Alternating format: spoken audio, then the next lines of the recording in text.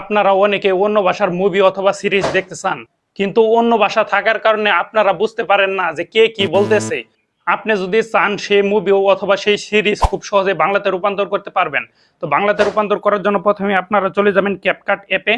তো ক্যাপকাট অ্যাপে চলে যাওয়ার পর আপনারা এখানে লেখা আছে নিউ প্রজেক্ট। তো আপনারা এই অপশনে একটি ক্লিক করবেন।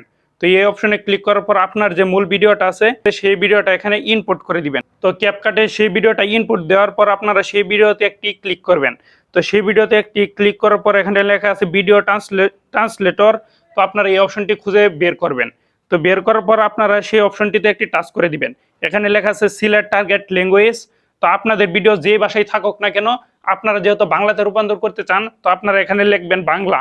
তো বাংলা লেখার পর এখানে নিচে লেখা আছে অ্যাপ্লাই। তো আপনারা এই অপশনে একটি ক্লিক করে দিবেন। তো এই অপশনে ক্লিক করে দেওয়ার পর আপনাদের ভিডিও অনুযায়ী 3 থেকে 4 মিনিট অথবা 5 মিনিটের ভিতরেই তো আপনার অন্য ভাষার ভিডিও কিন্তু খুব সহজে বাংলাতে রূপান্তর করে দিবে এই ক্যাপকাট অ্যাপ। যদি এই ভিডিওটা ভালো লাগে অবশ্যই লাইক কমেন্ট সাবস্ক্রাইব করে আমার পাশে থাকবেন এরকম আরো নতুন নতুন ভিডিও পেতে। আল্লাহ হাফেজ।